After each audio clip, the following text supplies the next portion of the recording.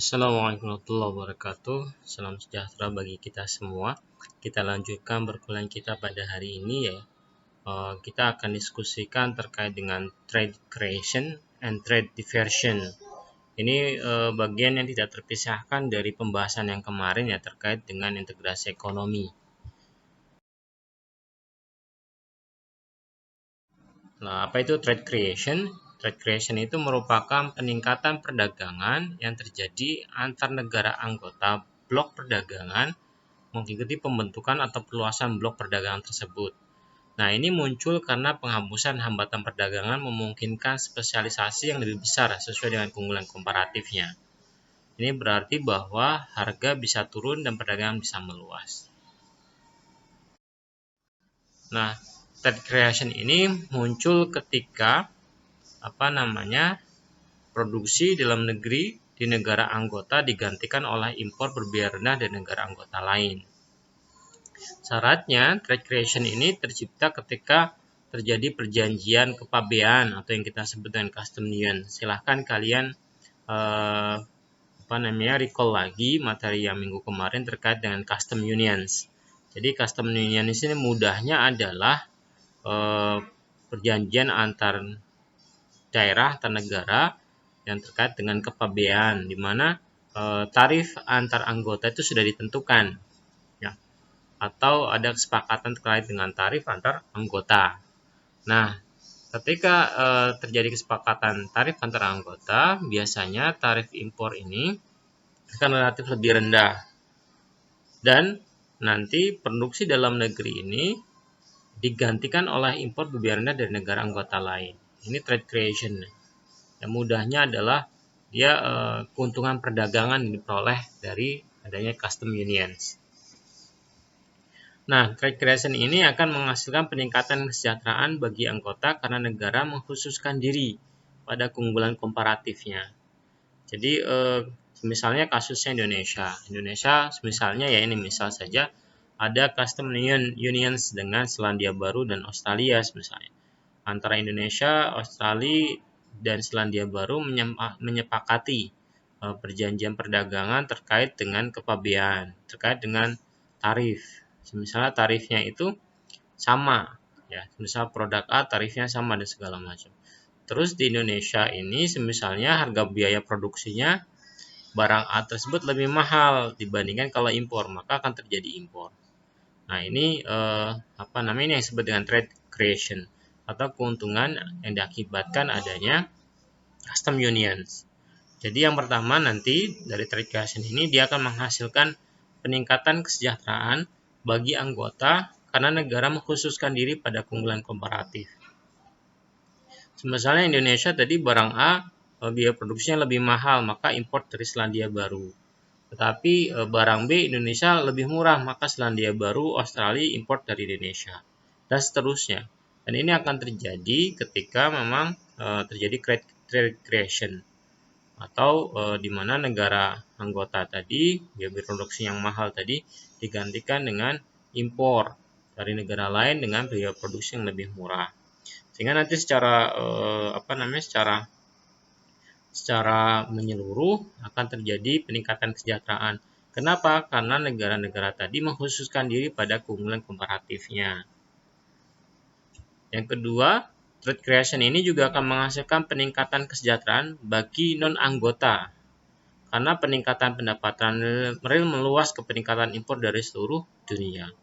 Jadi secara tidak langsung dari adanya custom union tadi, nanti tercipta trade creation di mana peningkatan kesejahteraan non-anggota juga akan meningkat. Ya kenapa? Karena secara holistik tadi, secara menyeluruh. Kalau misalnya terbentuk custom union, maka setiap negara akan berspesialisasi pada produknya masing-masing. Sehingga nanti ketika terjadi trade creation, nanti peningkatan pendapatan realnya akan semakin luas. Dari mana? Dari impor dari seluruh dunia. Ya. Nah, seperti ini. Kalau ini selain kalian harus mendengarkan dan melihat video yang sudah saya bagikan, silakan sambil ditulis, sambil digambar ya. Sini kita buat sumbu vertikal ini adalah PX, harga barang X dalam dolar. Di sini adalah X, ini merupakan barang X. Langkah yang kedua adalah kita membuat kurva permintaan dan penawaran domestik. Permintaannya adalah DX. Kurva permintaan, ingat dari kiri atas ke kanan bawah dia semakin menurun. Dan kurva penawaran barang X dari kiri bawah ke kanan atas. Ini merupakan permintaan dan penawaran domestik. Keseimbangannya ada di A. Ya. Ini kita mau cerita kenapa trade creation itu muncul dari adanya integrasi ekonomi berupa custom unions.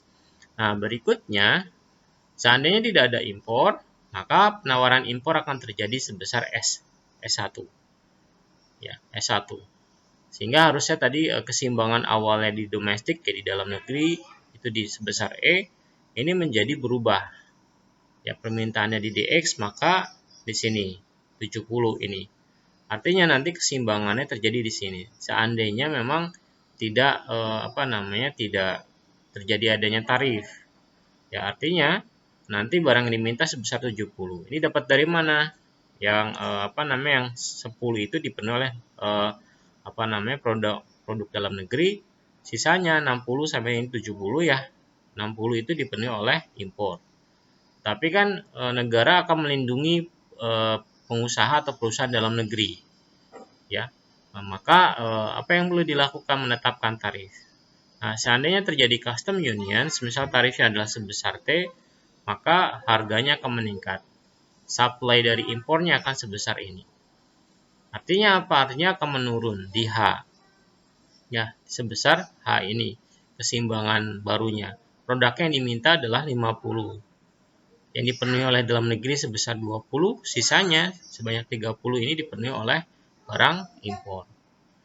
Nah, yang terjadi apa? Yang terjadi harusnya produksi dalam negeri, barang-barang dalam negeri hanya sebesar 30. Tapi ketika ada custom unions, maka dia akan meningkat menjadi 50. Ini akibat adanya impor. Ya, ini yang disebut dengan trade creation. Ya, silakan nanti kalian ini cermati betul-betul dan buat kalimat sendiri bagaimana trade creation itu terbentuk. Ya. Silakan nanti diulang-ulang videonya. Yang kedua kita bahas terkait dengan trade diversion. Trade diversion ini adalah penurunan perdagangan setelah terbentuknya blok perdagangan karena perdagangan dengan anggota blok non-perdagangan berbiaya rendah digantikan oleh perdagangan dengan anggota blok perdagangan yang berbiaya relatif tinggi. Nah, kalau ini kebalikannya, harusnya tadi misalnya antar anggota dengan non-anggota kan tarifnya lebih murah antar anggota. Tapi ini terjadi kebalikannya. Tarif antar anggota itu lebih tinggi dibandingkan non-anggota. Nah, ini maka kebalikannya akan terjadi penurunan perdagangan.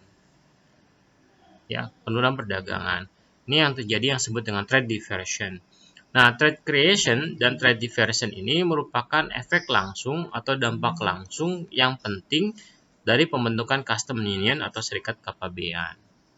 Nah, trade creation ini akan berarti bahwa konsumsi bergeser dari produsen berbiaya tinggi ke produsen berbiaya rendah dan perdagangan akan semakin meningkat. Nah, tapi trade diversion ini di sisi lain berarti bahwa perdagangan bergeser dari produsen berbiaya rendah di luar serikat menjadi produsen berbiaya lebih tinggi dalam serikat. Nah, ini yang terjadi. Jadi kalau trade diversion kebalikannya, ketika sudah ada custom union, tarifnya lebih mahal. Sepakat tarifnya lebih mahal. Padahal di luar anggota itu tarifnya lebih murah. Nah, ini tidak akan menguntungkan konsumen dalam serikat pekerja karena mereka tidak mendapatkan akses ke barang internasional lebih murah. Nah, custom union yang menciptakan trade diversion ini nggak menguntungkan bagi anggota. Ini bagi anggota ya. Jadi ini yang terjadi. Jadi sebaiknya memang perjanjian internasional itu bisa menciptakan trade creation, bukan trade diversion. Nah, dalam Dominic Salvatore, dia mengatakan kalau trade diversion ini terjadi ketika, saya ulangi lagi, trade diversion ini terjadi ketika impor berbiaya rendah dari non-anggota digantikan oleh impor berbiaya lebih tinggi dari anggota. Tapi karena sudah ada kesepakatan, maka mau tidak mau harus impor dari sesama anggota custom unions. Padahal tarifnya atau biaya impornya lebih murah dengan non-anggota.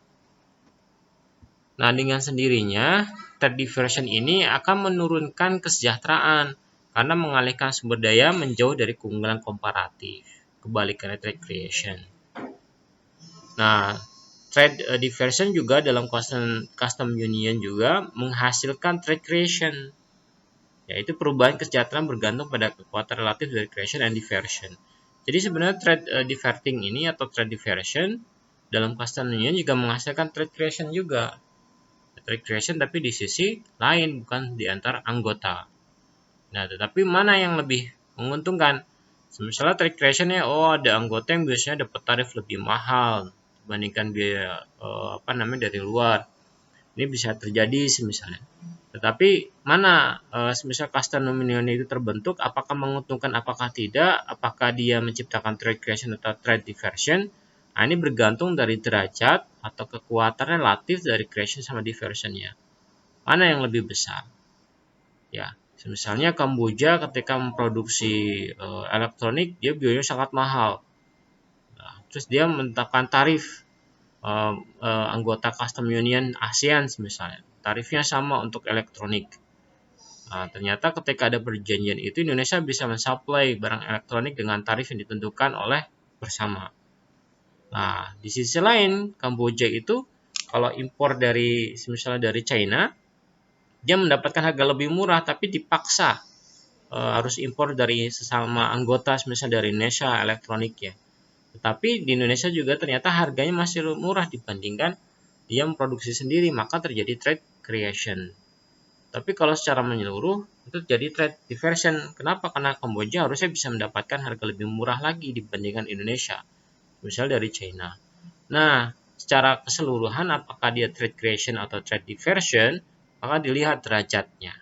Mana yang relatif lebih besar kekuatannya, apakah creation-nya atau diversion-nya. Secara grafis seperti ini. Ya. Yang terjadi ini saya tambahkan S3 ya. Awalnya sama, kalian buat kurva ini tetap ya kalian harus ikutin ya. Awalnya sama, kalian harus bikin kurva dulu. Sumbu vertikalnya itu adalah PX, harga barang X, dan sumbu horizontalnya adalah X, itu adalah barang X. Berikutnya buat kurva permintaannya. Ini permintaan domestik dalam suatu negara ya, ini DX, dan ini kurva penawaran domestik dalam suatu negara atau SX. Keseimbangannya terjadi di E. Seandainya tidak ada tarif, maka dia di S1.